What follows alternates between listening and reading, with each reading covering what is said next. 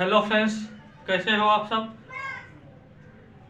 मैं सनी कुमार और एक बार फिर से आप सभी का एसके नीटन IIT JEE के यूट्यूब चैनल पर स्वागत है। चलिए आज के इस लेक्चर में हम लोग सॉल्युबिलिटी के बारे में पढ़ेंगे। ठीक है, पिछले लेक्चर में हम लोग कंसंट्रेशन टर्म को कंप्लीट कर लिए थे, तो आज हम लोग क्या करेंगे, सॉल्युबिलिटी।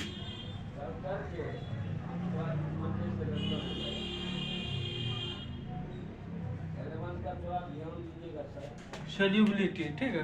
आखिर सॉल्युबिलिटी है क्या, सॉल्युबिलिटी जो है आखिर है क्या। देखिए, मान लीजिए ये कोई बर्तन है, कोई कंटेनर है, ठीक है। उसमें आपके पास क्या है, सॉल्वेंट है। क्या है, solvent.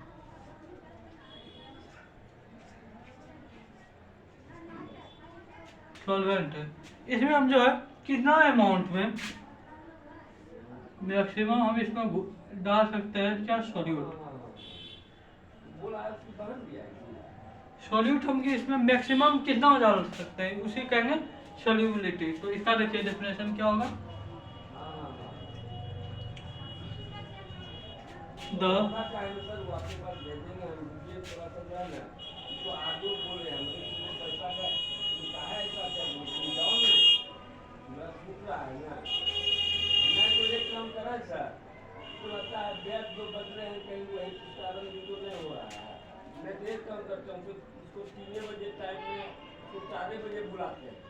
Maximum amount of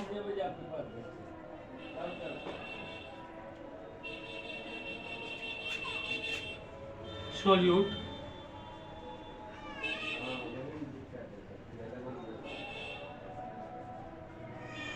that is dissolving, that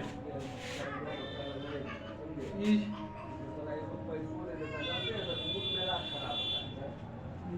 dissolving, ठीक है, क्या, in the given amount of solvent, given amount of solvent is called solubility।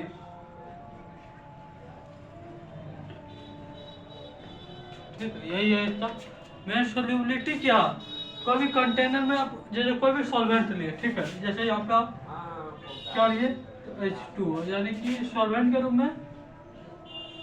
यह तो जरूरी नहीं कि आप अगर इसमें सॉल्यूट के रूप में सॉल्ट या शुगर लीजिए, ठीक है, शुगर भी लीजिएगा तो क्या होगा, कुछ अमाउंट तक अगर शुगर डालिएगा तो वो पूरी तरह से डिजॉल्व हो जाएगा, लेकिन उसके बाद फिर डिजॉल्व होना बंद हो जाएगा। ठीक है, तो यही है, इसी कहते हैं सॉल्युबिलिटी। अब इसका क्या क्या काउज होता है, किस किस काउज पे यार सॉल्युबिलिटी डिपेंड करता है, ठीक है, उसको देखते हैं।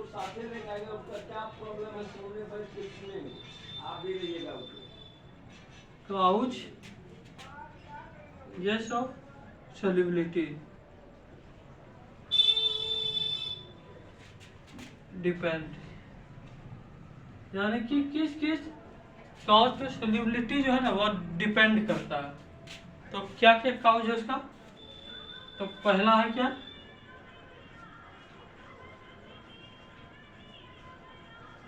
टेम्परेचर। पहला क्या, टेम्परेचर, ठीक है, यानी कि इसका अगर हम टेम्परेचर बढ़ाएंगे तो क्या होगा, वो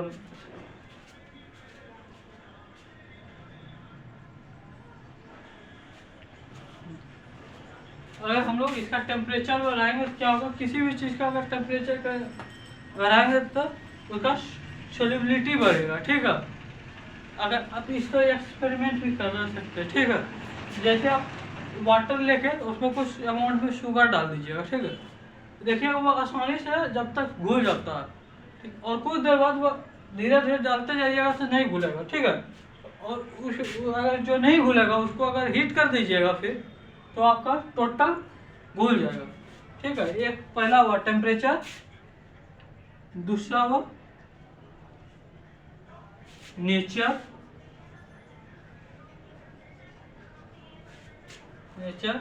और तीसरा होता है प्रेशर। क्या क्या? तो टेम्परेचर, नेचर और प्रेशर, ठीक है। यही 3 काउज है, ठीक है। पहला है टेम्परेचर, नेचर और प्रेशर। फिर क्या? ठीक है, तो इसको नोट कीजिए फटाक से आप लोग।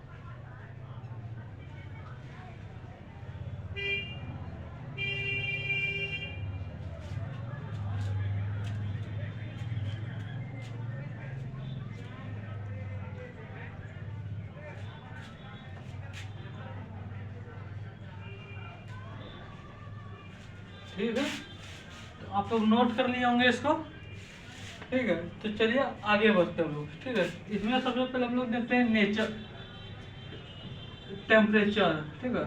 इसमें टेम्परेचर, टेम्परेचर पे आके क्या, 1 मिनट, ठीक है। टेम्परेचर का डायरेक्टली प्रोपोर्शनल होता है। जैसे देखिए कुछ आप वैसा भी देखे होंगे क्या, सोल्यूट प्लस सोलवेंट, ठीक है। सोल्यूट को अगर सोलवेंट में मिलाइएगा, ठीक है, तो उसके लिए आपको सॉल्यूशन बनाने के लिए क्या होगा, सॉल्यूशन बनाने के लिए आपको हीट देना पड़ेगा किसी चीज में, ठीक है। तो देखिए इसको जो है ना, अगर मिक्स करने के लिए हीट जहाँ पे पड़ेगा, हीट जहाँ पे रिएक्शन करने के लिए, यानी कि इसमें भी जहाँ टेम्परेचर ही लेगा, ठीक है, वहाँ क्या होगा, यानी कि इसका जितना टेम्परेचर आप बढ़ाइएगा, यानी कि इस केस में, यानी कि इस केस को क्या बोलिएगा आप लोग, देखिए इस केस में क्या होगा, solubility directly proportional to temperature, ठीक है। यानी कि ये दोनों का सोल्यूबिलिटी बढ़ाने के लिए, ठीक है, जितना आप हीट दीजिएगा उसके अनुसार टेम्परेचर पर बढ़ते जाएगा, ठीक है। और एक दूसरा होता है एक्सोथर्मिक और एंडोथर्मिक के रूप में, ठीक है। अगर इसका दूसरा देखिएगा तो solution, solute plus solvent react करके क्या होगा, सॉल्यूशन प्लस हीट, ठीक है, यह हीट देगा, ठीक है। तो यहाँ क्या हो जाएगा, यही सोल्यूबिलिटी जो है ना, इस केस में सोल्यूबिलिटी जो है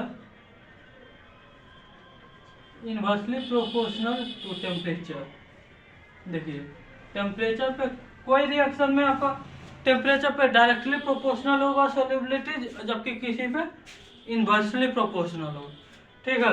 वो आपको टेम्परेचर के बारे में आपको जो है इक्वेशन वहाँ मिलेगा, ठीक है, यानी कि रिएक्शन मिलेगा, उसके अनुसार से आप बता सकते हैं, ठीक है। तो इसको भी आप लोग नोट कीजिए, और आशा है कि आप लोगों को वीडियो अच्छा लगा होगा। अगर अच्छा लगा तो लाइक कीजिए, शेयर कीजिए, और चैनल पर पहली बार है तो सब्सक्राइब कीजिए। आज के लिए बस इतना ही, हम लोग मिलते हैं अगले लेक्चर में। Thank you.